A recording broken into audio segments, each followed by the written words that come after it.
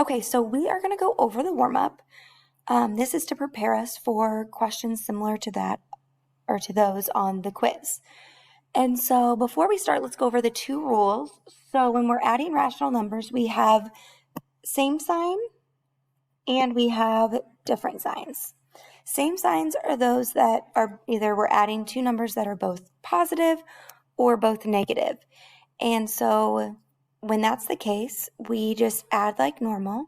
Whoa, that is a rough A, but that's okay. We're going to add like normal, and then we just keep the sign. So if both numbers were positive, we keep the positive as our answer. If both numbers are negative, then our answer is negative. If we have different signs, then we subtract and we keep the sign of our larger absolute value.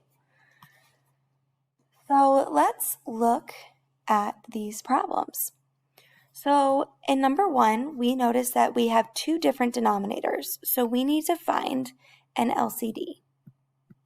So our least common denominator would be 10 because that's the number that 2 and 5 both multiply into. So our absolute value, or our least common denominator is 10, which means that I want both of my denominators to now be 10. So I'm just going to rewrite my problem with 10 as my denominators. And now we're going to figure out, well, how did I get from 2 to 10? To get from 2 to 10, I multiplied by 5. So if I multiply the bottom number by 5 to get 10, then I need to multiply my numerator by 5. And now I have 15 on top, and you'll notice that it was negative, so it stays negative. Then we have 5, and to get from 5 to 10, we multiply by 2. And so that means I have to multiply my numerator by 2. So 8 times 2 is 16. And now we can rewrite our answer where 10 is our denominator because we always keep our denominator. And then we're just going to focus on the top numbers. So we're going to focus on our numerators. So we're going to see that they are different signs. That means that we subtract and keep the sign of the larger absolute value. So we have 16 minus 15 is 1. And my larger number was positive, so my answer is positive. All right, let's go to the second one. So we need to find that common denominator. And so the number that 3 and 8 have in common would be 24. And so I'm going to rewrite my problem with 24 as the denominator. And to get from 3 to 24, I multiplied by 8. So that means I need to multiply my numerator by 8. So 1 times 8 is 8, and it was already negative, so I keep my negative. To get from 8 to 24, I multiplied by 3. And so 8 times 3 is 24, and 3 times 3 is 9. These are different signs when I focus on just the top numbers. So now I'm going to subtract. 9 minus 8 gives me 1. And then I keep my denominator the same. And then we can see that 9 was my larger number. So that was positive, so my answer is going to remain positive. Now we have decimals. And so we need to look and see, are they same sign or different? Since they are different signs, we're going to subtract. So I put my larger absolute value on top and my smaller absolute value on bottom. And remember that we always line up those decimals. When I have different numbers, I subtract. So 8 minus 5 is 3.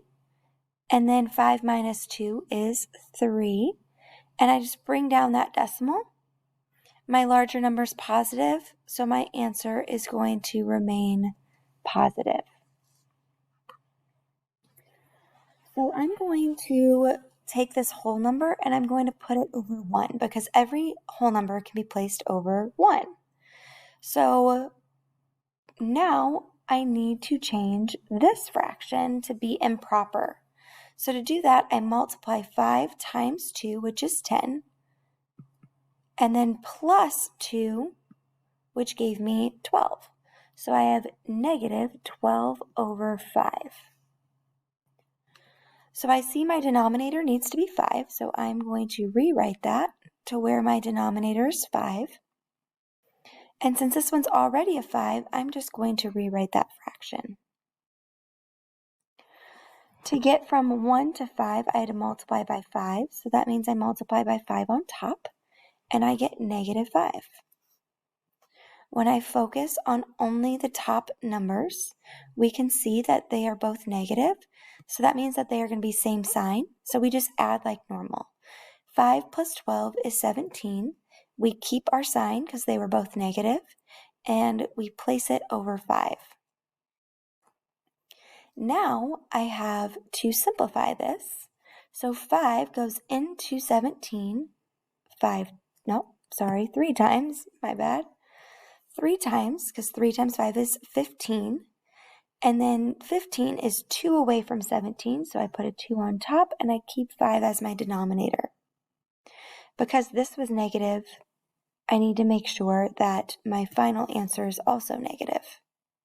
So my answer is negative 3 2/5. That is something that I will tell you a lot of students miss on the test. Whenever they simplify their fraction, they always forget to bring that negative over. So make sure that you don't forget about that negative, and you need to make sure that you carry it throughout the problem.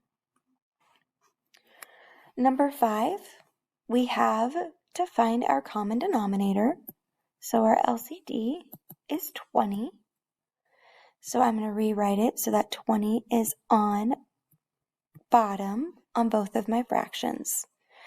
To get from 5 to 20, I had to multiply by 4. So that means I have to multiply 1 by 4. 1 times 4 is 4, and my fraction was negative, so I bring down that negative. To get from 4 to 20, I multiplied by 5, so I have to multiply the top number by 5. 7 times 5 is 35. And now I can just focus on my top numbers, my numerators. These are different signs. We have one positive and one negative. So I'm going to subtract. 35 minus 4 is 31. And I keep my denominator the same. Because my larger number is on top, we know that 20 can go into 31 one time.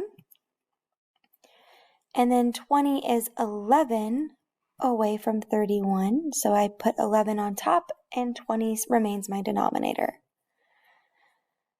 My bigger fraction or my bigger number was positive, so my answer will be positive. For the last one, our LCD. What number goes into 7 that also goes into 6? What does 7 go into that 6 also goes into? And so this is 42, because 7 times 6 is 42. So my denominator is going to be over 42, so I'm just going to rewrite that fraction with 42 as my denominator. And then to get from 7 to 42, I multiplied by 6, which means I multiply by 6 on top. 10 times 6 is 60, and my fraction was negative, so my fraction remains negative. To get from 6 to 42, I multiply by 7, so it means I multiply by 7 on top. 1 times 7 is 7. When I look at only my top two numbers, I can see that they are different signs. So I'm going to subtract. 60 minus 7 gives me 53 over 42. My bigger number was negative, so my answer will be negative. But this can be written as a mixed number. So 42 goes into 53 one time. And then 53 is 11 away from 42. And then don't forget that this negative needs to carry over to my final answer.